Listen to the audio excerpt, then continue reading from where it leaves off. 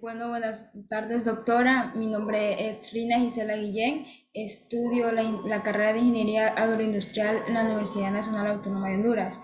El tema a exponer es carbohidratos. Ok, ¿qué son los carbohidratos?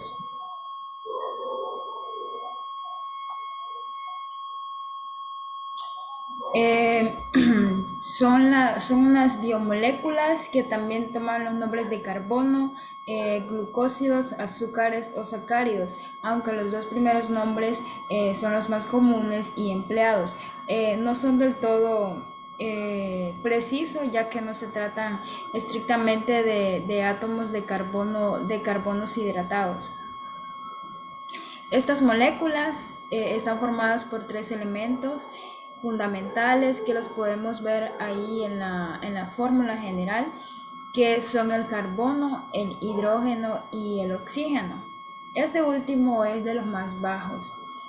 Su principal función es en el organismo es la de contribuir en el almacenamiento. Los carbohidratos, como les decía, están formados por carbono, hidrógeno y oxígeno. Y el hidrógeno y el oxígeno son inmediatos en proporción de 2 a 1, perdón. Al igual que el agua. El nombre carbohidratos significa hidrato de carbono y se basa en la relación de hidrógeno y oxígeno. Carbohidrato importante en el metabolismo de las células. Se define como metabolismo de los glucósidos a los procesos bioquímicos de formación, ruptura y conversión de los glucósidos en los organismos vivos. Los glucósidos son las principales moléculas destinadas al aporte de energía gracias a su metabolismo. Es el más común. El más común es la glucosa.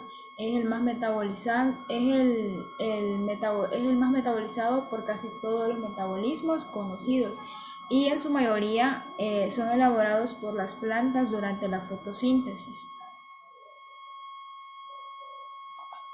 Clasificación de los carbohidratos. Eh,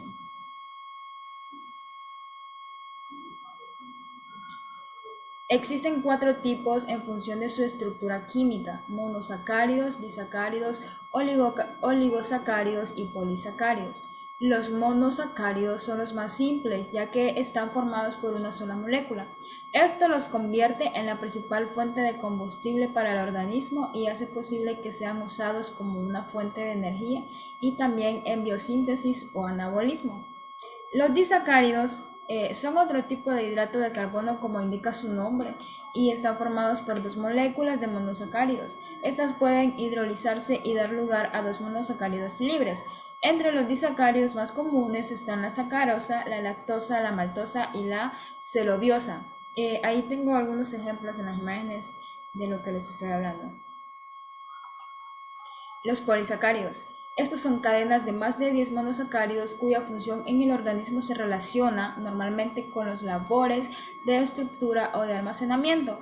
Por ejemplo, el almidón, el glucógeno, la amilosa, la celulosa y la quitina.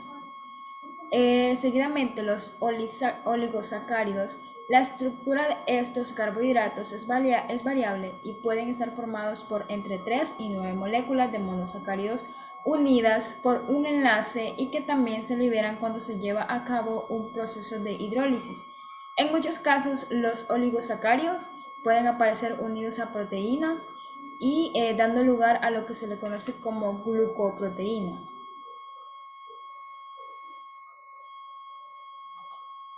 La distribución en la naturaleza.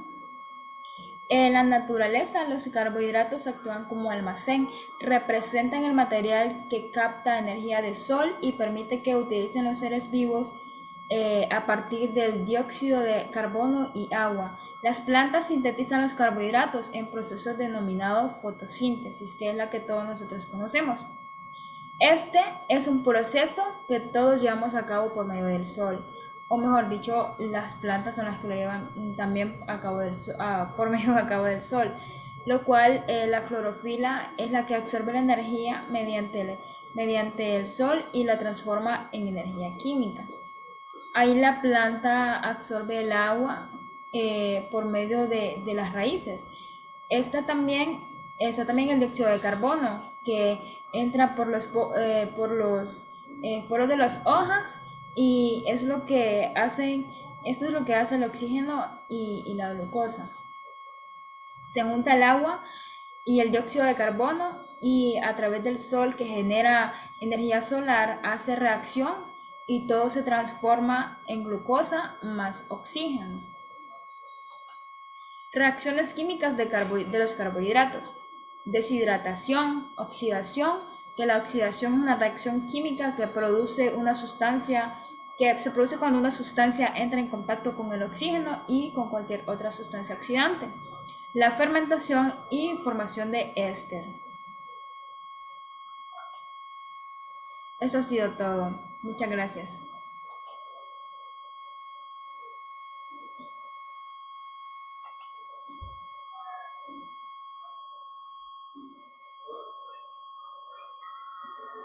Nicole busca.